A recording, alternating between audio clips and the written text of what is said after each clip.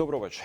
Се бориме за држава што не е ничија приватна собственост, туку заеднички дом за сите.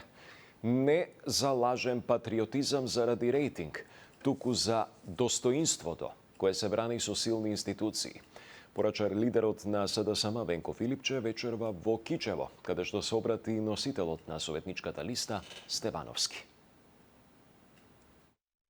Достоинството почитувани присутни се брани со силни институции, со сериозен план и со луѓе што искрено мислат добро и на државата и на идните генерации. Се брани со паметна, цврста позиција и со резултати дома. Со држава што функционира, со реформирани институции, што градат доверба и со економски политики што на прво место ги ставаат граѓаните и нивните проблеми. Сакам моите деца и вашите да растат во град кој нуди можности, каде што трудот се цени, спортот се поддржува, каде младите не заминуваат, туку тие ќе останат овде, бидејќи и треба да имаат причина за тоа. Овие избори се сведуваат на изборот одење напред или враќање назад во стагнација и длабока криза, изјави партискиот лидер и премиер Мицкоски на митингот на ВМРО ДПМН во Неготино, на кој што говореше и кандидатката за градоначалник Нацева. Мицкоски одговори и на обвинувањата на ДУИ. Во политиката влегоа голтари, а излегоа од политиката милионери и сега мислат дека на етничка карта ќе играат и народот ќе заборави што правеа 20 години кога градеа дворци, кога купуваа трговски центри, кога купуваа скапи деловни простори во центарот на Скопје, кога купуваа Мајбах автомобили и што уште не на грбот на нашиот народ. Јас сум тоа, криминалофоб. И ќе одговарате од прв до последен. Јавно, од ова место, ви ветувам дека целосно ќе се вложам и ќе дадам се од себе оваа престижна функција да ја извршувам, работејќи во интерес на секој еден од вас.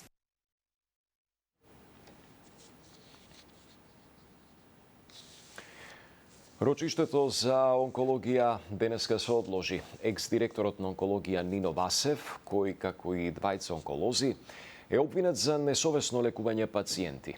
Бара постапката да ја води Коцевски или друго обвинителство. Новоангажираните адвокати сметаат дека обвинението за Васев било нестручно и немало докази за негова вина. Се одложи судењето за случајот онкологија. Причина за одложувањето е барањето на адвокатите на обвинетиот Нино Васев до државниот јавен обвинител Љупчо Коцевски да го преземе предметот или да го делегира на друго јавно обвинителство. Судиката Снежана Марковска судењето го одложи за една недела. Со оглед предлогот упатен до државниот јавен обвинител Љупчо Коцевски, со кој се бара преземање на кривично гонење, по кој поднесок е потребно да одлучи јавниот обвинител на Република Македонија. Судот констатира дека не се исполнети законските услови за водење на постапката, од кои причини главната расправа се одложува за 8 октомври. Според новиот тим адвокати на Васев, обвинителните акти биле нестручно направени. Обвинителството дозволило да предметот му го води стручен советник, без контрола врз него, без правна контрола врз него, дека доказите во предметот не докажуваат никаква вина, дека обвинетиот не ги сторил кривични дела кои што му се стават на товар, дека действијата кои што му се стават на товар не се кривични дела, дека никаква штета не направил, ниту можел да направи, и ту некаква корист некому успеал да му овозможи, ниту пак можел да овозможи, што се драстични работи. И за тие драстични работи побаравме мислење и повторна реевалуација на двата обвинителни акти од државниот јавен обвинител. Јавната обвинителка Ана Гоговска Јакимовска побара одложување и посочи дека не може да се произнесе по ова барање и мора да го достави до надлежната институција.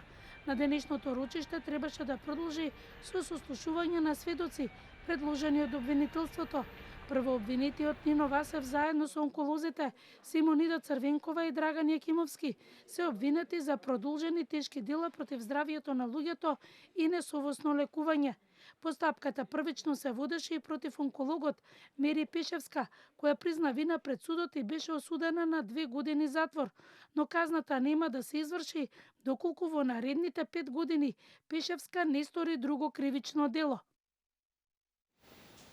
Денеска повторно се одложи судското рочиште против Раде Трајковски Штекли и уште неколку лица обвинети за продажба на дрога, откако обвинетиот Трајковски доби епилептичен напад во судница.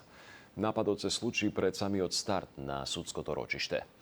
Раде Трајковски падна на подот, а веднаш реагирале присутните адвокати и затворските полицајци, пошто беше повикана и брзата помош.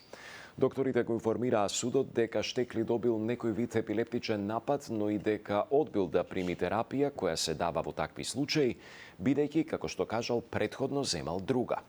Судијата Илија Трпков првично одлучи судењето да продолжи во отсуство на Штекли, но во присуство на неговиот адвокат, кој ќе го известува за текот на постапката, но сепак неговиот адвокат Сашко Дуковски реагираше дека епилептичен напад на лице со констатирана епилепсија не може да биде нарушување на редот во судница и побара одложување на денешното рочиште. Следното е закажано за 9 октомври.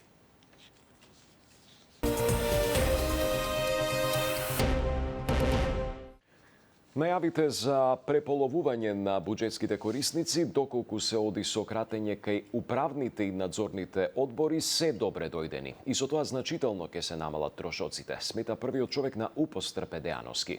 Но доколку вели тој се планираат отпуштање на вработени, тогаш голем дел од институциите може да се соочат со сериозни проблеми. Сандра Спасовска. Кратење на надзорните и управните одбори во институциите, а со тоа и кратење на трошоците според првиот човек на УПОС Трпе Дејановски треба да има, но вели најавите на министерот за јавна администрација за кратење на 40% од буџетските корисници се недоволно прецизни. Појаснува дека ваквите изјави од една страна може да се разберат како отпуштање на 40% од вработените или од друга страна кратење на 40% од институциите основани од владата и собранието во рамки на администрацијата. Вели мора внимателно да се пристапи бидејќи и онака дел од институциите, посочувајќи го правосудството како пример, поради ниските примања се соочуваат со недостиг на огромен број вработени, а голем проблем според него ќе се јави и во внатрешноста на државата поради природен одлив на вработени. Да, имаме големи управни и надзорни одбори кои што имаат примања енормни, кои што имаат примања доли повисоки од премиер председател на државата. Значи, во тој поглед апсолутно се согласувам. Кратење на трошоци, намалување, меѓутоа министерот и било кој друг, како што кажав, ќе повторам, да се внимаваат какви изјави даваат, да не ги плашат вработниците, да не ги плашат вработените. Се сочуваме со таква ситуација, да после овој бран на пензионирање, значи со природен одлив на вработените од администрацијата, ќе имаме градови каде што ќе нема никој вработен. Во однос на најавите пак за прелевањето на евентуалниот вишок на службеници во приватниот сектор, решение кое Сојузот на стопански комори најави дека ќе го предложи и до владата, Дејановски не е голем оптимист.